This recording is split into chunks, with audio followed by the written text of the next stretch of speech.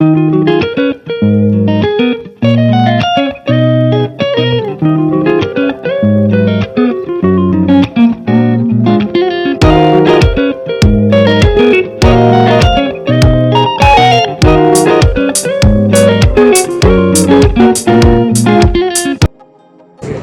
आवाज में बोलो हालेलुया।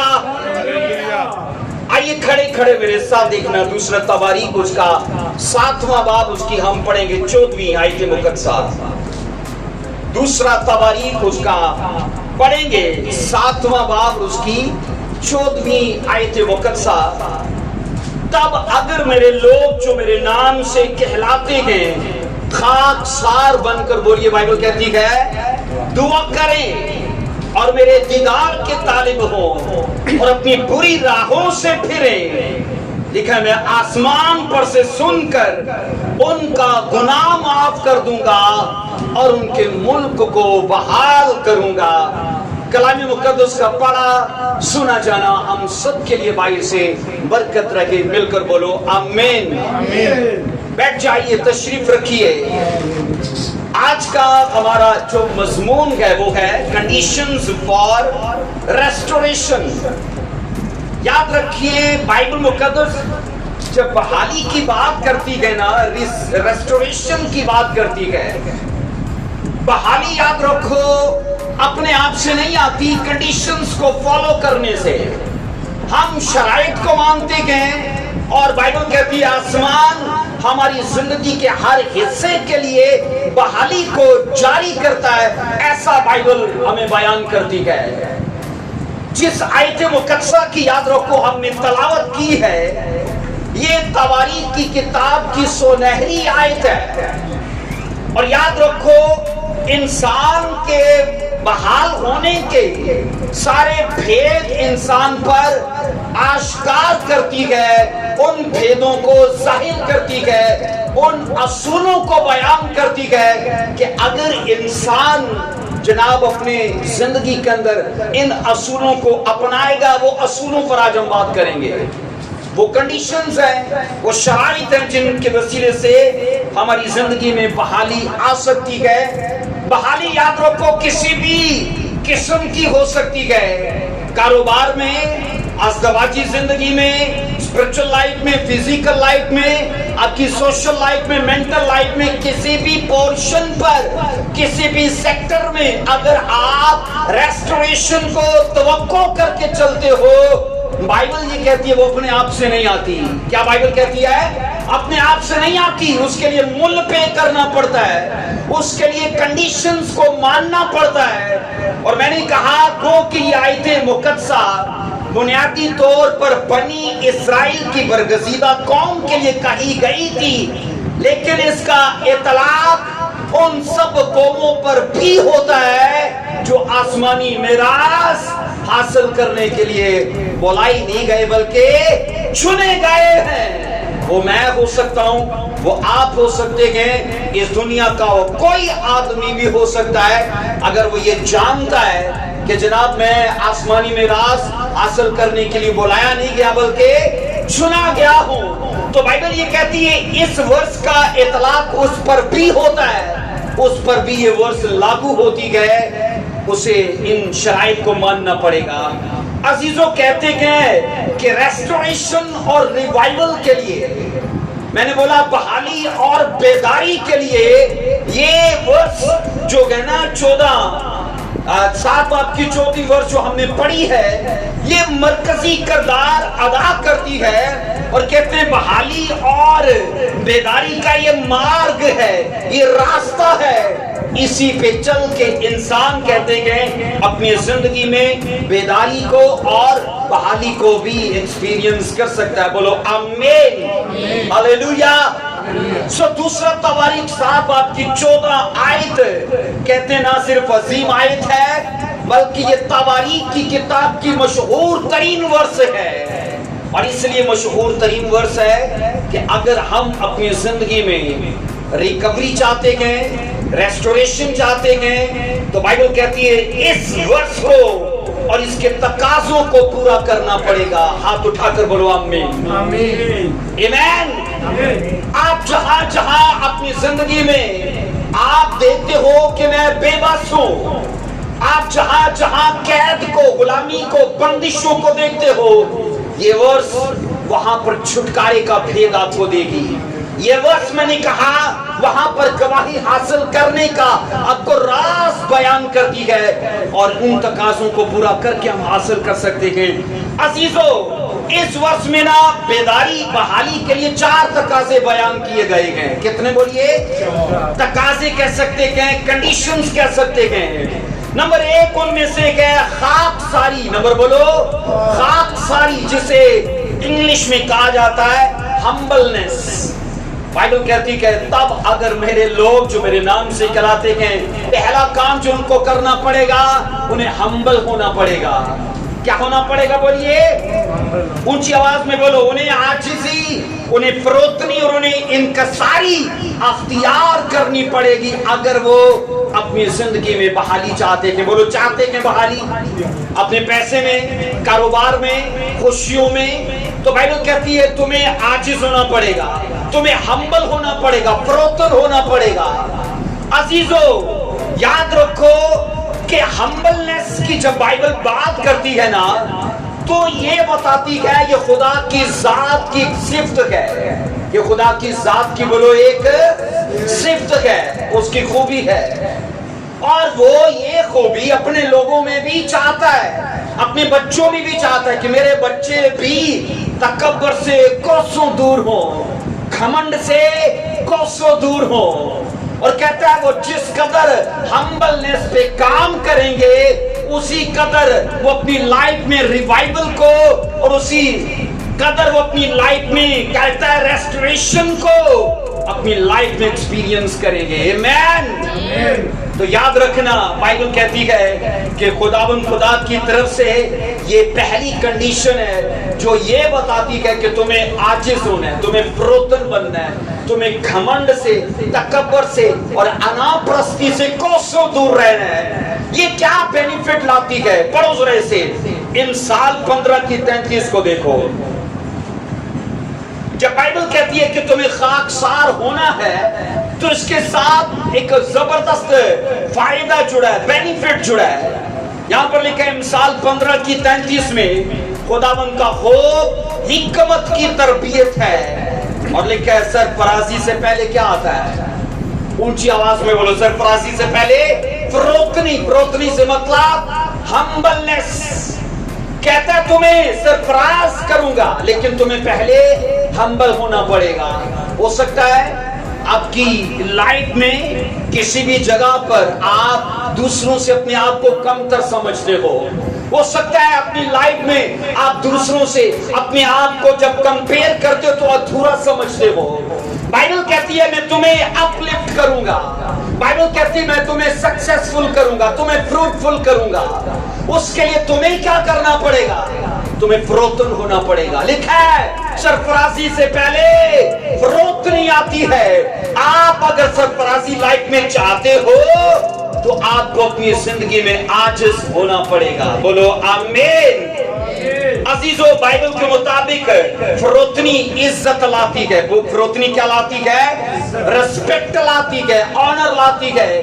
کیونکہ یہاں پر نا یاد رکھو جو ورس ہم نے پڑھی ہے نا، خدا کا خوف حکمت کی تربیت ہے، اور سرفرازی سے پہلے فروتنی۔ فروتنی بائبل کہتی کہ تمہیں ہمبل جب تم بنتے ہو، سرفرازی مطلب تمہیں آنر وہ کرتا ہے، تمہیں رسپیکٹ میں بڑھاتا ہے، سماج میں، سوسائٹی کے اندر تمہیں عزت والا بناتا ہے اگر تم اپنی زندگی کے اندر اس نے کہا نیچے کام کرتے ہو۔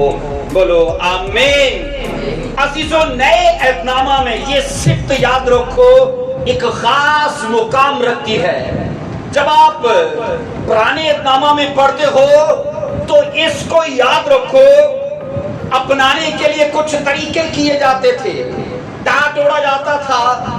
ہمبلنس کو، خاکساری کو ظاہر کرنے کے لیے میں نے کہا سر میں مٹی ڈالنی ہوتی تھی، روزہ رکھنا ہوتا تھا۔ نئے عہد نامہ میں اس کو اگرچہ اپنایا تو گیا، پر اس کی شکل و صورت کو، اس کے حلیے کو بدل دیا گیا ہے۔ وہ کیسے گئے؟ بائبل کہتی ہے आओ पढ़ो मत्ती 5:5 में, मत्ती 5:5 में मुबारक है वो जो हलीम है क्योंकि वो जमीन के वारिस होंगे। मुबारक है वो जो बोलो हलीम है। अब वहां पर उसे आजिज, खाकसार और प्रोतन कहा गया।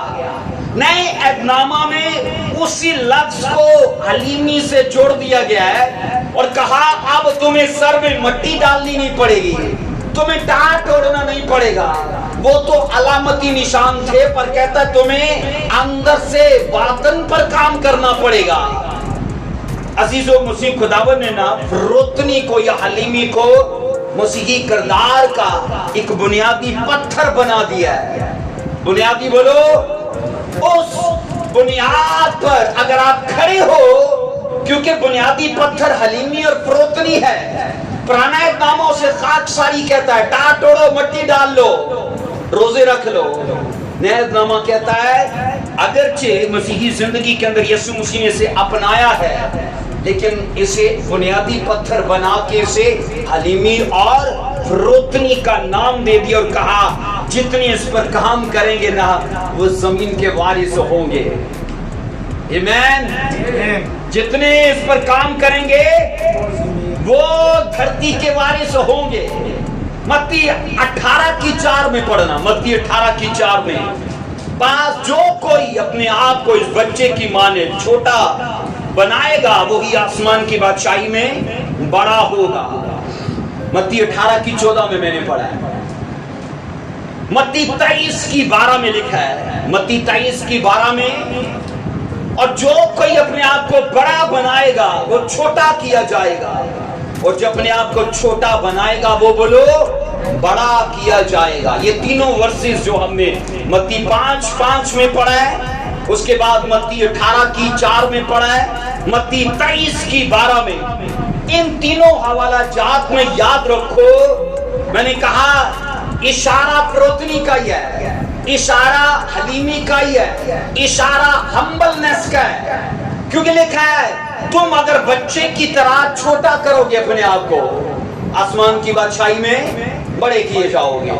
और यहाँ पर जो पढ़ा गया है कि जो छोटा होगा वो ही बड़ा होगा। तुम हलीमी में काम करते हो, खुदा तुम्हें सरफराज करता है, ये उसका तरीका कार है। अजीजों, अगर हमें अपनी जिंदगी में, मैंने कहा अपनी लाइफ के उन हिस्सों में जहां पर रुके पड़े हो, आपको गवाही चाहिए तो क्या करना पड़ेगा? क्या करना पड़ेगा? पहली कंडीशन क्या सीख रहे हैं? हाँ, खाकसार होना पड़ेगा, आजिज होना पड़ेगा, प्रोतन होना पड़ेगा। खुदा की इलाही इस सिफ्त को अपने अंदर अपनाना होगा। आओ पढ़ो दूसरा तवारीख उसका 12वां चैप्टर और उसकी 1 वर्ष में। इस स्टोरी से मैं इस वर्ष को आगे लेके चलूंगा। दूसरा तवारीख उसका 12वां बाब और हम उसकी पहली आयत मुकद्दसा को पढ़ेंगे। और यूं हुआ कि जब रुबआम की सल्तनत मुस्तहिक हो गई और वो कवि बन गया, तो उसने और उसके साथ सारे इस्राएल ने खुदावंद की शरीयत को तर्क कर दिया। रुबआम कौन था? आप जानते हैं कौन था रुबआम? रुबआम सुलेमान का बेटा था। सुलेमान की 1000 बीवियां थी, पर औलाद का अगर जिक्र है तो सिर्फ रुबआम का, और किसी बच्चे का जिक्र ही नहीं है। बाइबल कहती है सुलेमान के मरने के बाद उसका बेटा रुबआम इजराइल के 12 कबीलों पर बादशाही करने लगा। और लिखा है जब वो सल्तनत में मुस्तहिकम हो गया, कवि बन गया, उसने खुदा की शरीयत को छोड़ दिया। अब इसका मतलब क्या है? मजबूत होने से, कदावर होने से, कवि होने से उसकी जिंदगी में घमंड आ गया, तकब्बर आ गया, गरूर आ गया। और बाइबल कहती है खुदा की शरीयत को उसने तर्क कर दिया। अजीजों, कहते हैं कि जब भी किसी कौम में घमंड आएगा, किसी कौम में तकब्बर आएगा, तो जवाल उसका हिस्सा रहेगा। जवाल बोलो, उसका हिस्सा रहेगा। इसलिए अजीजों, जिस तरह तूफानों से कश्तियां डूब जाती हैं, घमंड से बड़ी बड़ी हस्तियां डूब जाती हैं। लूसीफर याद रखो अपने उस मुकाम को गवा बैठा फकत घमंड को अपनाने से। और बाइबल कहती है उसके साथ के दूसरे एंजल्स वो सारे खुदा में हलीमी में बने रहे और आज भी पोजीशन उनके पास है। हम ये पढ़ते गए कि रुबआम लिखा है खुदा ने उसे ये प्रिविलेज दिया कि वो इजराइल के 12 कबीलों पर बादशाही करने के लिए स्टैंड ले, और ऐसा हुआ। लेकिन जैसे ही उसने देखा कि मैं कवि मजबूत और उसने कहा कि मैं मुस्तहिकम हो गया, लिखा है 4 साल वो ठीक रहे। 5वें साल में क्या हुआ, खुदा मिस्र के बादशाह को इस्राएल कौम पर चढ़ा लाया। ये सल्तनत करने को खड़ा हुआ, जब मजबूत हुआ तो अगले 4 साल गुमराही, बाइबल कहती है बेरा रवि और बरगश्तगी में इसने और इसकी कौम ने गुजारे। जैसे 5वां साल चढ़ा, खुदा मिस्र के बादशाह को लिखा है इस्राएल के खिलाफ उभार कर ले आया ताकि उनके तकब्बर को तोड़ दे, उनके घमंड को तोड़ दे, उनके गरूर को उसको वो तोड़े और उन्हें उनकी हैसियत याद दिलाए कि वो खुदा के बिना कुछ नहीं है। आमीन। अजीजों, खुदा बाइबल कहती है बहुत जल्द लिखा है और उन पर मुसीबत भेज कर उनको तौबा की तरफ माइल करना चाहता है। खुदा याद रखो जब भी किसी पर सवाल को, जिल्लत को, रुसवाई को, प्रॉब्लम्स को आने देगा ना तो उसका मकसद तंबी, इस्लाह, भलाई और बाइबल कहती है बरकत का होगा उसका प्लान। और यहाँ पर हम ये पढ़ते गए अजीजों, सुलेमान की मौत के बाद 5 साल लिखा है 5वें साल में मिस्र का बादशाह सीसक लिखा है यरूशलेम पर चढ़ आया। 2 आयत से पढ़िएगा, इसी की 2 आयत से लिखा है। और रुबआम बादशाह के 5वें वर्ष में ऐसा हुआ कि मिस्र का बादशाह सीसक यरूशलेम पर चढ़ आया, इसलिए कि उन्होंने खुदावन की बोलो हुक्म अदुली की थी। आपको पता है रुबआम से 5 साल पीछे चले जाओ तो किसका दौर था? सुलेमान का। और सुलेमान के दौर में मिस्र और इस्राएल के बीच में दोस्ती थी, क्योंकि मिस्री सुलेमान को अच्छे घोड़े ला कर देते थे, उसे तोहफे के तौर पर सोना या और चीजें दिया करते थे। इनके बीच में तल्लुकात थे। लेकिन अब क्या हुआ, बाइबल कहती है कि अगले जब 5 साल आए जो रुबआम के थे तो इनकी दोस्ती दुश्मनी में बदल गई। मिस्र के बादशाह को कौन उभार कर इनके खिलाफ लाया ताकि वो इन्हें मारे? क्या पढ़ा हमने? लिखा है 2 आयत से रुबआम बादशाह के 5वें वर्ष में ऐसा हुआ कि मिस्र का बादशाह सीसक यरूशलेम पर चढ़ आया, इसलिए कि उन्होंने खुदावन की, अगर खुदावन की हुक्म अदुली की तो कौन लाया? खुदा। उनकी दोस्ती को दुश्मनी में, अगर खुदा दुश्मनी को दोस्ती में बदल सकता है तो क्या खुदा दोस्ती को दुश्मनी में नहीं बदल सकता? कर सकता है कि नहीं कर सकता? बाइबल ये कहती है खुदा ने मिस्र के बादशाह को उभारा के आ और इस्राएल को मार, और ऐसा हुआ। मिस्री बादशाह के साथ हमने पढ़ा उनके अगरचे अच्छे तल्लुकात थे, लेकिन अब बिगड़ गए फकत इस वजह से कि खुदावन की उन लोगों ने हुक्म अदुली की है। अजीजों, अगर आप फर्माबरदार हो ना तो मैं आपको दावा देने को तैयार हूं, जनाब आपके दोस्त तो फेवर देंगे ही देंगे, आपके दुश्मन भी आपके खिलाफ कभी सफल नहीं हो पाएंगे, कामयाब नहीं हो पाएंगे।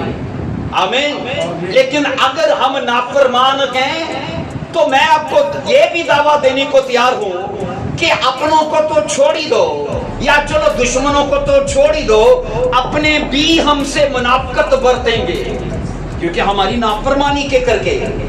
हम बाइबल में ये पढ़ते गए अजीजों, इस बात से ये साफ जाहिर होता है कि खुदावन खुदागी ने इस्राएलियों की नाफरमानी की वजह से इस्राएली बादशाह को उभारा के वो आए اور اسرائیلیوں کو مارے، مصری بادشاہ کو ابھارا۔ اور یوں پڑھتے کہ وہ چڑھ آیا، لیکن سنو، جب اس نے ان کا محاصرہ کیا اور اسرائیل کے بادشاہ ربحام نے، آپ پڑھنا پورا چیپٹر اپنے وقت میں، اسرائیل کے بادشاہ ربحام نے، بائبل کہتی ہے پوری قوم کو اکٹھا کیا اور کہا مصریوں نے جو ہماری گھات کی ہے تو بتاؤ اب کیا کرنا چاہیے۔ اور تبھی ان کے بیچ میں سے ایک پروفٹ کھڑا ہوا، اس نے پروفیسی دینا شروع کی، اس نے نبوت دینا شروع کی اور یہ کہا کہ تم نے خداوند کو ترک کر دیا ہے، تبھی خدا نے تمہارے دوست کو تمہارے دشمن میں بدل دیا اور وہ تمہارے پاس آیا کہ تمہیں مارے اور تمہارا سب کچھ چھین کر لے جائے۔ بائبل مقدس عزیزو اس بارے میں گواہی دیتی ہے، تب ان لوگوں نے تواریخ کی اس پہلی کنڈیشن کو فالو کیا۔ آئیے 6 ورس کو پڑھنا، 6 ورس اسی 12 کی 6 میں جو ہم نے یہ نکالا ہوا ہے تواریخ۔ تب اسرائیل کے عمرا ہاں اور جی، بادشاہ نے اپنے آپ کو خاکسار بنایا اور کہا کہ خداوند صادق ہے۔ ہم نے تواریخ کی کتاب میں 7 کی 14 میں کیا پڑھا تھا؟ تب اگر میرے لوگ خاکسار ہوں، اور لکھا ہے یہاں پر جیسے ربحام کو یہ پتا چلا، کیونکہ پروفٹ نے آ کر ان کا انجام بھی ظاہر کر دیا اور ان کے کاموں کا بھی اٹا چھٹا کھول کے رکھ دیا۔ اور بائبل کہتی ہے تب 6 ورس میں پڑھا ہے اسرائیل کے عمرا اور بادشاہ نے اپنے آپ کو خاکسار بنایا اور کہا خداوند صادق ہے۔ خداوند بولیے۔ اور لکھا ہے ان لوگوں نے خداوند کے صادق ہونے کا اقرار کیا اور اپنے گنہگار ہونے کا بھی اقرار کیا، اور لکھا اپنے آپ کو خاکسار کیا۔ لکھا جیسے ہی وہ سارے ہمبل بنے، خداوند نے اپنا منصوبہ چینج کر لیا۔ خداوند نے اپنا منصوبہ، میں نے بولا، بدل لیا۔ اور کلام یہ کہتا ہے عزیزو، انہوں نے خاکسار بننے کی وجہ سے خدا کی اس یوجنا کو جو ان کی تباہی اور بربادی کے لیے تھی بدل ڈالی۔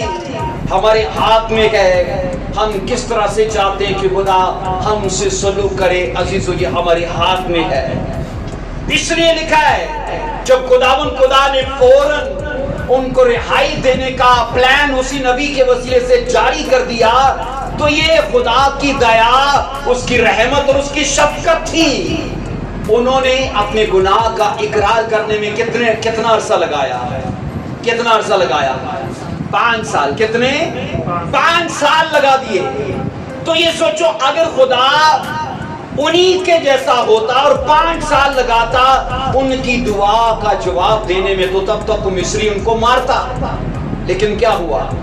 انہوں نے دیر کی دعا کرنے میں، لیکن خدا نے، بائبل کہتی ہے، جواب دینے میں دیر نہیں کی۔ اسی ٹائم لکھا ہے اسی پروفٹ کے وسیلے سے خدا نے کہہ دیا اب میں اسرائیلیوں کو 7 ورس میں پڑھنا ہے، اس کو 7 ورس میں دیکھیے کیا لکھا ہے۔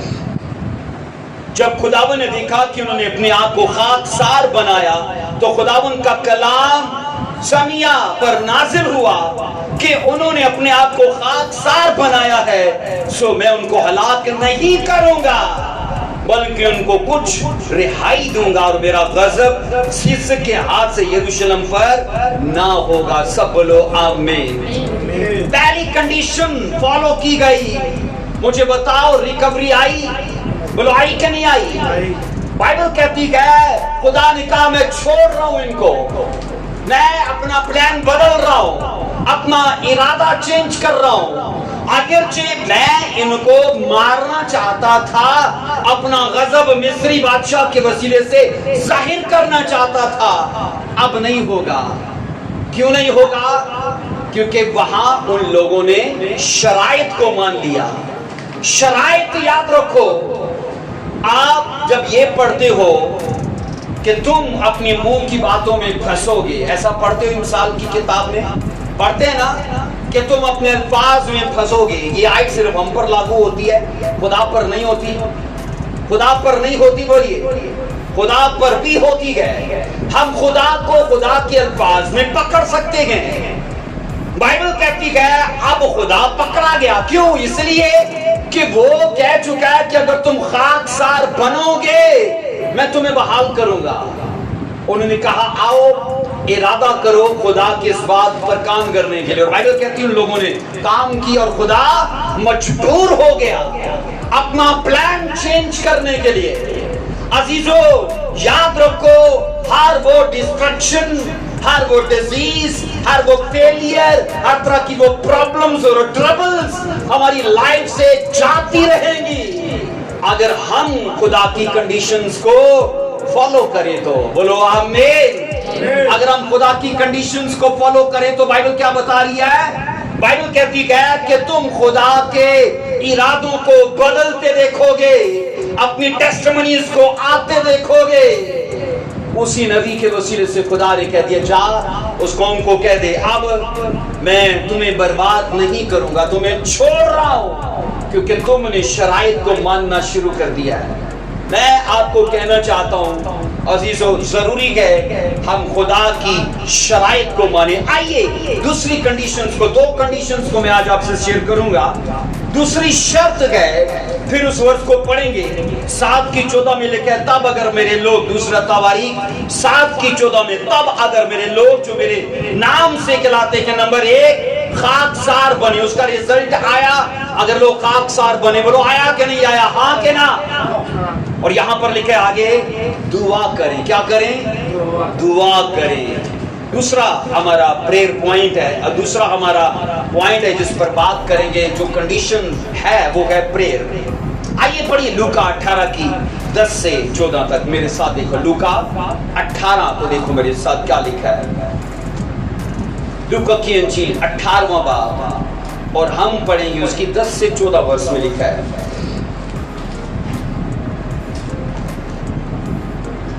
بلکہ اس کو اگر 9 سے پڑھ کے تو لکھا ہے پھر اس نے بعض لوگوں سے جو اپنے آپ پر بھروسہ رکھتے تھے، اپنے آپ پر بھروسہ رکھتے تھے کہ ہم راست باز ہیں اور باقی آدمیوں کو ناچیز جانتے تھے.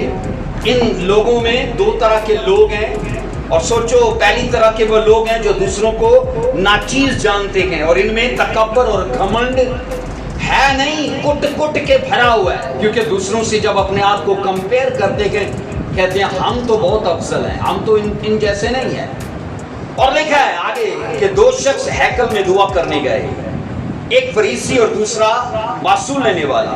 فریسی کھڑا ہو کر اپنے جی میں یوں دعا کرنے لگا اے خداوند میں تیرا شکر ادا کرتا ہوں کہ باقی آدمیوں کی طرح کیا نہیں ہوں، ظالم، بے انصاف، زناکار، اس معلوم معصول لینے والے کی مانے. یہ دعا ہے. بولو یہ دعا کا طریقہ ہے روبن بھائی. آگے لکھا ہے میں ہفتہ میں 2 بار روزہ رکھتا ہوں، اپنی ساری آمدنی پر زکات کی دیتا ہوں. لیکن معصول لینے والے نے دور کھڑے ہو کر اتنا بھی نہ چاہا کہ آسمان کی طرف آنکھ اٹھائے بلکہ چھاتی پیٹ پیٹ کر کہا اے خدا مجھ پر بولو رحم کر. میں تم سے سچ کہتا ہوں یہ شخص دوسرے کی نسبت راست باز ٹھہر کر اپنے بولیے راست باز ٹھہر کر دوسرے کی نسبت گھر گیا. عزیزو اس تمثیل میں پہلی بات یہ کہ دعا میں اور اقرار میں پرزور مطالبہ کرنے کا سبق دیا گیا ہے. کیا بولا میں نے؟ اس تمثیل میں پہلی بات کہ یہ دعا، نمبر 2 اقرار کرنے پر پرزور مطالبہ اور سبق دیا گیا ہے. اور دوسری بات یہ کہ فروتنی اور دعا دونوں کو ایک ساتھ استعمال کرنے پر زور دیا گیا ہے. فروتنی اور دعا. نمبر 3 میں یہ کہا گیا ہے کہ یہ ہمیں احساس برتری کے خلاف تنبیہ کرنے کے لیے یہ پوری تمثیل دی گئی ہے. احساس برتری کے خلاف. عزیزو عاجزی اور انکساری اختیار کرنے میں یاد رکھو سونے پہ سہاگا ہے. جب ہم دعا کرتے گئے اور وہ دعا آپ کی حلیمی اور فروتنی سے ہوتی گئے تو سونے پہ سہاگا ہے. سونے پہ سہاگے کا کام کرتی ہے وہ. یہ دو لوگ ہیں جو ہیکل میں دعا کرنے کے لیے گئے. ہم نے یہ پڑھا تب اگر میرے لوگ جو میرے نام سے کہلاتے نمبر 1 خاکسار بنے اور دعا کریں. خاکساری اور دعا یہ دونوں یاد رکھو ایک ساتھ مل کے کام کرتی ہیں. آپ اکیلی دعا کرو اور فروتنی اختیار نہ کرو کبھی ریزلٹ نہیں آئے گا. اور آپ اکیلے فروتن رہو اور پریئر نہ کرو تو کبھی بھی ریزلٹ نہیں آئے گا. یہ دونوں لازم ملزوم ہیں. ایک ساتھ مل کے کام کرتی ہیں یہ دونوں چیزیں. عزیزو کہتے کہ خود کی ستائش یا تعریف خدا کے چہرے کو ہم سے چھپا دیتی ہے. میں خدا کے سامنے جا کر اپنی تعریف کر رہا ہوں اپنی تعریف کر رہا ہوں. خدا گوارا کرے گا؟ مجھے یہ بتائیے آپ پر کسی نے لاکھوں مہربانیاں کی ہوں اور جب آپ اس کے سامنے جاؤ اس کے منہ پر اس کی تعریف کرنے کی بجائے اپنی کرتے جاؤ وہ کیا سوچے گا؟ وہ کیا سوچے گا آپ کے لیے کہ یہ بے وقوف آدمی ہے. بے وقوف آدمی ہے. اور حقیقت یہ بتاؤں نیکسٹ بھلائیاں کرنے سے وہ اپنا ہاتھ روک لے گا. میں آپ کو بتا رہا ہوں کہ جب ہم خدا کے سامنے گئے اپنا ایگو ختم کر دو, اپنا گھمنڈ, اپنی میں, کیونکہ نہ خدا سٹیٹس دیکھتا ہے, نہ کوالیفیکیشن, نہ وہ شکل و صورت کو دیکھتا ہے, وہ کچھ ایسا نہیں دیکھتا. اگر کوئی چیز اسے انسپائر کر سکتی ہے نا وہ میری اور آپ کی حلیمی ہے, وہ میری اور آپ کی دعا ہے. بولو آمین. پہلا شخص جو فریسی تھا, میں نے کہا فریسی اگرچہ دعا کر رہا ہے پر وہ صرف دعا مانگنے کا فرض ادا کر رہا ہے, دعا نہیں کر رہا. کیا کر رہا ہے؟ فرض ادا کر رہا ہے. دعا سے تو وہ کوسوں دور ہے, دعا سے وہ کوسوں دور ہے. عزیزوں وہ دعا نہیں ہے جس میں آپ خدا کی دیا اس کے فضل پر بھروسہ نہ کریں اور اپنے گناہ اور پاپ کا اقرار نہ کریں. وہ دعا نہیں ہے. عزیزوں فریسی میں نے کہا اس میں یہی فرق تھا. وہ دراصل خداوند سے باتیں نہیں کر رہا تھا بلکہ وہ اپنی اخلاقی اور مذہبی کامیابیوں کی شوخیاں مار رہا تھا. یہ دے ورگا نہیں پوری اپاں دے یقین دیندا میں, پوری اس کے جیسا نہیں ہوں, پوری دعا کرتا میں اپنی پوری. وہ دعا کرے کہ میرے دے رہے ہو خدا کو؟ مجھے بتائیے, سچی بتاؤں کئیوں کی اسپرچل لائف خدا کے سامنے پیڑیوں کے جیسی ہے. ہر بات میں پیڑا دینا, اور اس کی ایسا ہی ہے, اس کو دکھا کے ایک نہیں کرتا پر میں کرتا, یہ نہیں کرتا پر میں کرتا. بائبل یہ کہتی ہے یہ تو فرض ادا کر رہا تھا اور اپنی اخلاقی اور مذہبی کامیابی کی شوخیاں خدا کے سامنے مار رہا ہے. وہ اپنے آپ کو راست باز اور دوسروں کو ناچیز اور حقیر جانتا ہے. مجھے بتاؤ اس میں عاجزی ہے؟ اس میں عاجزی ہے؟ نہیں, اس میں تو گھمنڈ ہے, اس میں تو گھمنڈ ہے.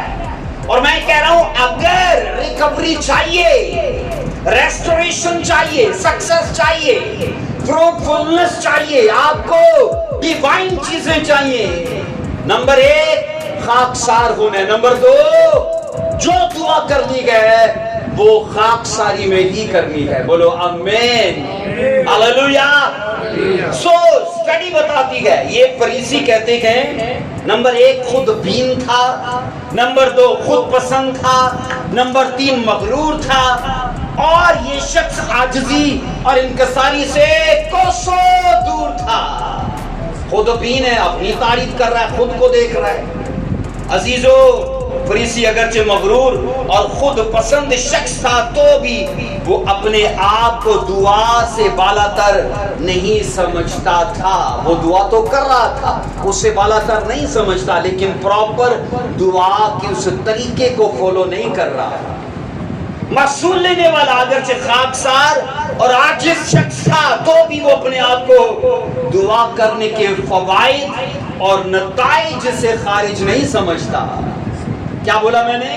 اگرچہ وہ پاپی تھا لیکن دعا کے نتائج سے میں نے کہا اور اس کے فوائد سے خارج نہیں سمجھتا. کہتا ہے دعا کروں گا اس سے فائدہ آئے گا, اس کا نتیجہ آئے گا. اور بائبل یہ کہتی کہ فریسی صرف اور صرف تعریف چاہنے کے لیے ہیکل میں آیا تھا تاکہ لوگوں کو دکھا سکے کہ وہ دعا کر رہا ہے. وہ دعا کر رہا ہے لیکن دعا کر نہیں رہا تھا, فرض ادا کر رہا ہے.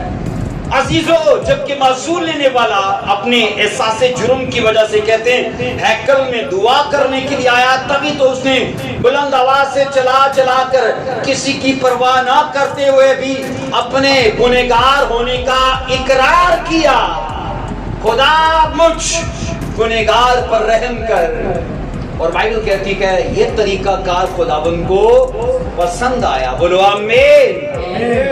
میں نے کہا فریسی تو بس ہیکل میں اپنی حاضری لگوانے کے لیے آیا تھا تاکہ جناب چرچ میں دکھا سکے کہ میں چرچ مس نہیں کرنے والا بندہ. جبکہ معصول لینے والا خداوند کے حضور اپنے لیے رحم مانگنے کے لیے آیا تھا. وہ حاضری لگوانے آیا اور یہ رحم مانگنے کے لیے آیا, اور دونوں میں یہ بڑا فرق تھا. عزیزو خداوند خدا دیکھتا ہے ہم کس نیت سے اور کس مقصد سے خدا کی پریزنس میں آئے ہیں, وہ ہماری نیتوں سے واقف ہے.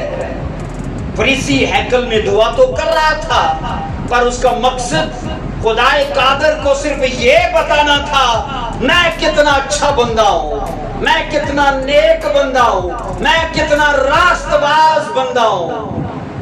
آپ خدا کو بتا سکتے ہو؟ یہ تو میں کہتا ہوں سورج کو دیا دکھانے والی بات ہے. سورج کو دیا دکھانے, ایک نیک خدا کو کہہ رہے میں بھی بہت بڑا نیک ہوں, میں پوری ٹائٹ, لیکن وہ چیزیں اگر انکساری میں نہیں ہے نا تو اس کا بھی بینیفٹ نہیں ہے. عزیزو یاد رکھیے گا دعا مانی جاتی ہے, دعا مانی جاتی ہے جب اس میں خدا کی مہربانی اور اس کے فضل کا ذکر کیا جائے. پاپا جی کہتے ہیں میں نے ایک کروسڈ کے لیے 4 گھنٹے دعا کی, اور جب میں پریچنگ کر کے ڈکلیریشن کے لیے کھڑا ہوا اور بیماریوں اور ایسی بری چیزوں کو ڈانٹنے لگا تو کوئی کام نہیں ہوا. اور میں یہ سوچ رہا تھا آج تو بڑا کام ہوگا کیونکہ میں نے 4 گھنٹے دعا کی ہے, اور کہتے ہیں کوئی کام نہیں ہوا. اور کہتے ہیں گھر جا کے اپنے پرسنل پریئر روم میں جب میں بیٹھا ہوں خداوند نے سکھایا کہ تو نے میری دیا پر بھروسہ نہیں کیا, اپنی دعا پر کیا, اپنی دعا پر کیا, دیا پر, اس کے گریس پر, اس کے فضل پر بھروسہ نہیں کیا. اور یہ سچ ہے, میں یہ کہہ رہا ہوں وہ دعا نہیں مانی جاتی جس میں خدا کی مہربانیوں کا ذکر نہ ہو, خدا کے فضل کا ذکر نہ ہو, اس کی بخششوں کا ذکر نہ ہو. کیونکہ اگلی چیزیں لینے سے پہلے پچھلی چیزوں کا دھنیہ واد کرنا ضروری ہے. ایمین. ان چیزوں کا دھنیہ واد کرنا ضروری ہے, ان کا چرچا کرنا ضروری ہے. اس فریسی نے خدا کی مہربانی اور اس کے فضل اور اس کے رحم کو اس لائق ہی نہیں سمجھا کہ مانگے, اور بس یہی کہہ رہا ہے میں تو بہت بڑا نیک بندہ ہوں, بہت بڑا. اور عزیزو بائبل کہتی کہ تمہارے کام جو ہے نا خدا کے سامنے جو نیک ہم مانگتے کہ کہتا ہے وہ گندی دھجیوں کے جیسے ہیں. آپ اپنے نیک کاموں پر بھروسہ نہیں کر سکتے لیکن یہ بندہ کر رہا ہے. ہم پچھلے پوائنٹ کو یاد رکھیں کیونکہ ایک آدمی اسی ہیکل میں اپنے اوپر اس بات کی اناؤنسمنٹ لے کر گیا کہ وہ راست باز ٹھہرا ہے, پر اس کا سیکرٹ بھی تو جانو. क्योंकि उसने तवारी के उस हिस्से को 7 की 14 जो पढ़ा है, दोनों पॉइंट्स को अपनी जिंदगी में दिखाया है। खुदा उनके सामने खाकसारी में दुआ कर रहा है, आजिज़ी और फरोतनी में दुआ कर रहा है। और तभी बाइबल कहती है अजीजों, वो खुदा की निगाह में सरफराज हुआ। लूका 18 की 13 पढ़ना लिखा है, लेकिन वसूल लेने वाले ने दूर खड़े होकर इतना भी न चाहा कि आसमान की तरफ आंख उठाए, बल्कि छाती पीट पीट कर क्या किया, इकरार किया कि खुदावंद मुझ गुनहगार पर। ये मासूल लेने वाला ये नहीं सोच रहा था कि मैं बहुत सारे गुनहगारों में से एक गुनहगार हूं, तो क्या हुआ, कहते नहीं है और जी सारी कर देने के मैं कर लिया तो क्या गुनाह हो गया। कहते हैं, सुने कभी लोगों को बोलते साबित कर रहे हैं जो मैं कर लिया तो को बोलता बड़ा पाप हो गया। इसने ये नहीं सोचा कि खुदा सब गुनहगारों में से एक मैं भी गुनहगार हूं, तो क्या हुआ। नहीं, उसने दूसरों को देखा ही नहीं, उसने दूसरों को बस अपनी बात कर रहा है, अपनी बात कर रहा है। तभी तो बाइबल कहती है अपनी आंख के शतीर पर गौर कर, और इस आदमी ने किया। बाइबल कहती है चलाया, और उसकी आजिज़ी में 4 बातें जो शामिल की गई हैं, इनको जरा देखो। उसकी आजिज़ी, फरोतनी और उसकी दुआ में 4 बातें शामिल की गई। नंबर 1, वो अपने किए कामों पर इस कदर पशेमान था कि अपनी आंखें भी आसमान की तरफ उठाने के लिए अपने आप को लायक ही नहीं समझा। ऐसा नहीं होता कि जब कोई आदमी पकड़ा जाए तो नजर नहीं मिलाता, होता है ना, तो वो उसकी पशेमानी होती, शर्मिंदगी होती, और ये ऐसे ही कर रहा था। नंबर 2, उसकी आजिज़ी और फरोतनी में जो चीज शामिल थी, छाती पीट पीट कर बाइबल कहती है अपने घनौने गुनाहों पर अफसोस किया। नंबर 3, उसने अपने मुंह से अपने गुनहगार होने का इकरार किया, और ये सबसे बड़ा मुश्किल काम है, ये सबसे बड़ा मुश्किल काम है, क्योंकि लोग इकरार नहीं करते, डिफेंड करते हैं, अपना दफा करते हैं, वो कवर करते हैं, इकरार नहीं करते हैं। नंबर 4 में उसने खुदा के रहम के लिए खुदा से दरखास्त की, खुदा तू मर्सीफुल है, तू रहीम और करीम है, दयालु खुदा है, मुझ पर रहम कर क्योंकि मैं गुनहगार हूं। बोलो आमीन। लूका 18 की 14 में क्या लिखा है, मैं तुमसे सच कहता हूं कि ये शख्स दूसरे की निस्बत जो अपने आप को रास्तबाज कह रहा था ना, और इसको नीच कह रहा है, लिखा है वो आदमी यीशु मसीह ने कहा इसकी निस्बत रास्तबाज ठहर कर गया। आपको फैसला करना है, लोगों की निगाह में रास्तबाजी चाहिए कि खुदा की निगाह में। हाँ, कहाँ? खुदा की निगाह में। लोग आपको बुरा भी बोलते होंगे, बस आपके यहाँ ज़मीर आपको कभी मलामत ना करे। लोग कुछ भी बोलते हैं तो बोले, बस आपकी सिचुएशन बदलने की देर है, वो ही लोग आपका धन्यवाद करने के लिए खड़े होंगे, वही आपकी ग्लोरी को फॉलो करने के लिए तैयार होंगे। अजीजों, कलाम ये कहता है उस वक्त अगर जब बहुत से, मैं कहता हूँ फरीसी अपनी तारीफ करते होंगे और ऐसे कई लोगों को हकारत की निगाह से देखते होंगे, लेकिन सवाल बड़ा ये है, अगर आपको खुदा की निगाह में रास्तबाजी चाहिए तो बस ये छोड़ दो कि लोग आपके लिए क्या बोलते हैं। आपकी 2 चीजें सीधी हो, नंबर 1 खाकसारी और नंबर 2 आपकी दुआ। खाकसारी और दुआ। सिचुएशन कुछ भी बोले, हालात मैंने कहा चाहे आपका साथ ना देते हो, बस जो कर रहे हो ना करते जाओ, करते जाओ। तो पढ़ो इसको, ज़बूर 138 की 6 क्या कहती है। ज़बूर 138 की 6 में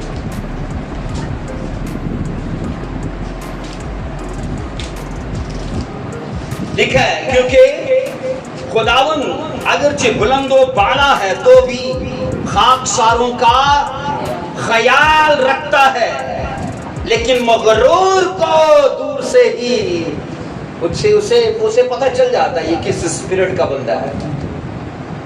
بائبل کہتی ہے وہ لوگ جو فروتن گئے ان کا وہ خیال رکھتا ہے، انہیں کبھی نظر انداز نہیں کرتا۔ وقت آنے پر ان کی سرفرازی، ان کی عزت اور ان کی بحالی کو جاری کر دیتا ہے، کیونکہ God's time is the best time۔